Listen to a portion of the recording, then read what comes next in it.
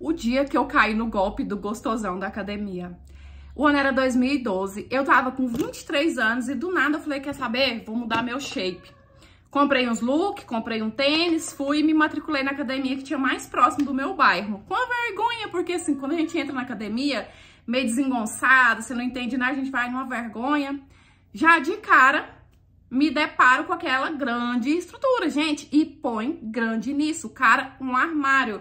Eu lembro que na época tinha sido a primeira vez que eu me deparei com alguém tão musculoso assim na vida real, que eu só tinha visto na televisão. Um moreno, sabe? Bem grandão, bem fortão mesmo. Eu lembro que ele só ia com uma calça de moletom, só que era grudadinha, que mostrava bem o traseiro, o quadríceps, sabe? A regata era daquelas bem decotadas que os fortão gostam. Enfim, além de bonito, o cara super gentil, educado, popular. Quando eu cheguei lá, eu pensei que ele trabalhasse na academia. Porque ele conversava com todo mundo, eu não via ele treinando, sabe? Eu via ele de pessoa em pessoa conversando, ajudando os exercícios. As meninas da academia, tudo gostava dele, tudo ria, brincava. Então, assim, realmente dava a impressão de que ele trabalhasse lá. E aí, a instrutora lá me ensinando, né? Mostrando a ter noção lá dos aparelhos. E os momentos que ela não estava perto, enquanto eu fazia qualquer coisa errada, ele vinha e me ajudava. E eu tipo, nossa, né, que legal, que gentil, que educado. E fora que eu tava, ai meu Deus, né, que estrutura. Só que assim, gente, momento nenhum eu me iludi que ele estivesse dando em cima de mim. Porque do jeito que ele me tratava, de forma educada, né, assim, alegre, despojado, atencioso, ele tratava todo mundo. Então assim, se ele estivesse dando em cima de mim, ele tava dando em cima da academia toda. E era sempre assim. Tanto que no terceiro dia que eu tava lá, eu já me sentia super amiga dele. Brincava, sabe? Ria, conversava. E ele sempre me ajudando. Por causa disso, dele tá ajudando ali, né? Assim como ele ajudava todo mundo, eu já comecei a pegar gosto assim logo de cara. Eu lembro até que teve um dia que eu perguntei, você trabalha aqui? Ele, não trabalha aqui não, eu estudo. Trabalho aqui não, eu treino, só que eu passo umas 4 horas aqui jogando conversa fiada e ajudando todo mundo, porque eu trabalho à noite, então durante o dia eu passo quase que o dia todo aqui, porque eu gosto. E eu, tá, e tal, enfim. Ele foi me ajudando, assim como ele fazia com todo mundo, até que chegou o ponto que ele falou assim, você agora já tá entendendo mais, já tem mais coordenação motora pra fazer o movimento dos exercícios, vamos fazer o seguinte... Eu vou escrever um treino próprio pra você e eu sei que você vai desenvolver muito mais rápido, porque você tem uma genética boa. Dá pra ver que você tem já o quadríceps ali parecendo que treinava, sendo que você nunca treinou, a panturrilha também é meio marcada. E aquilo ali incentivava tanto a gente, porque assim, se eu ouvir isso de uma pessoa que claramente entende, né? Porque se ele é daquele jeito, ele passou pelo processo pra ficar daquele jeito, significa que ele entende, gente, que ele aprendeu na prática. Então eu falei, claro, monta pra mim, você vai me ajudar. E o modus operandi dele era assim. Assim como ele criou esse treino, montou esse treino pra mim, ele montou também pra várias outras alunas que treinavam lá na academia. E aí ele passou uns dias me ajudando, me ensinando com aquele treino que ele tinha montado pra mim, sabe? E eu lembro que eu toda empolgada, falando pra todo mundo que eu tinha um personal particular, que o homem me ajudava nos exercícios, que ele tinha criado exercícios próprios pra mim.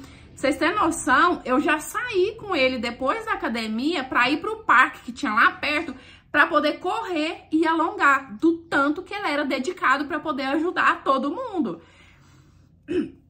E aí tá bom, eu acho que eu passei umas 2 semanas fazendo lá o treino que ele tinha montado pra mim, que realmente, gente, hoje parando pra lembrar um pouco, era um bom treino, mas eu acho que pra ficar uma coisa mais confiante, realmente tinha que ser, né? Porque senão podia acontecer de alguém entender um pouco e falar, não é tão assim.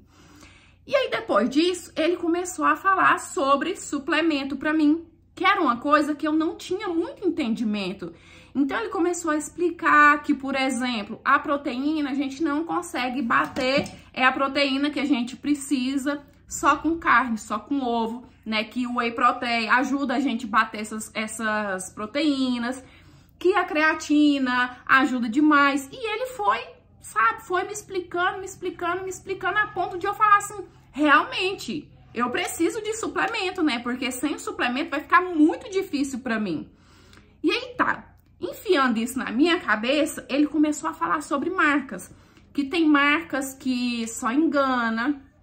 Que, por exemplo, tem marcas que falam lá que tem 23 gramas de whey protein, né, por cada dose, mas você vai ver, não tem 15, que tem que comprar marca confiável, porque, ó, meus gatos doidos, porque senão é rasgar dinheiro. E eu, tá, mas qual marca? Foi quando ele me mostrou a tal marca, que ele falou assim pra mim que era a melhor do mercado, uma marca importada.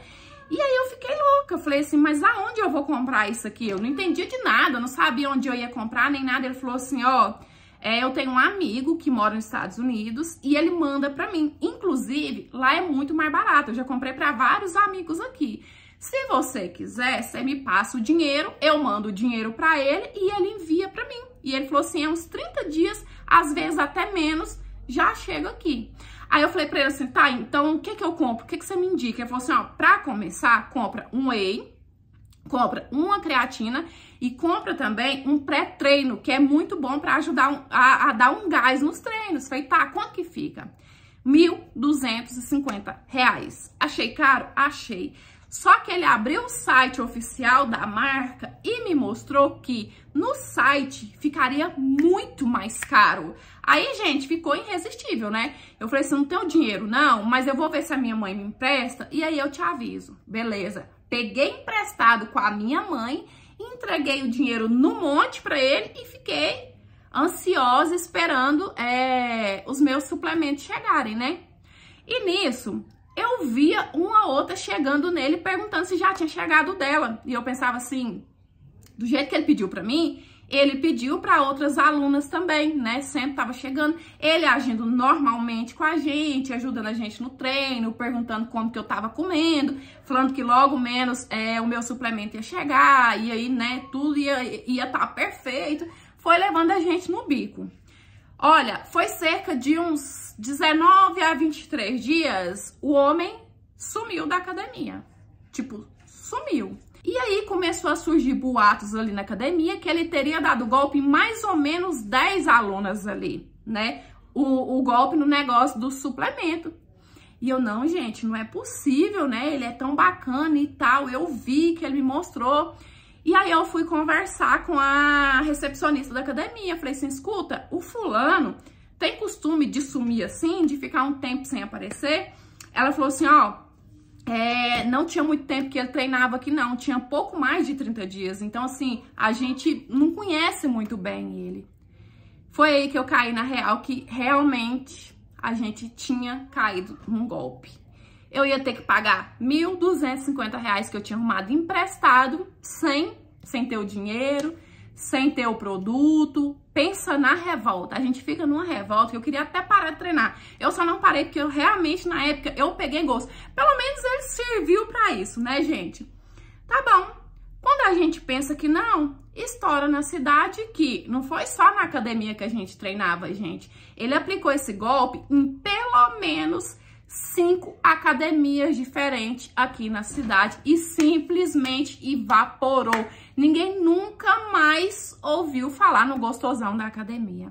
Agora, eu aprendi a não julgar o livro pela capa, né? Porque eu acho assim, gente, que o fato dele ser bonitão, né? Bombadão e tal, poxa, ele entende, facilitou com que ele levasse a gente no bico e, né, conseguisse as trouxas das vítimas aí.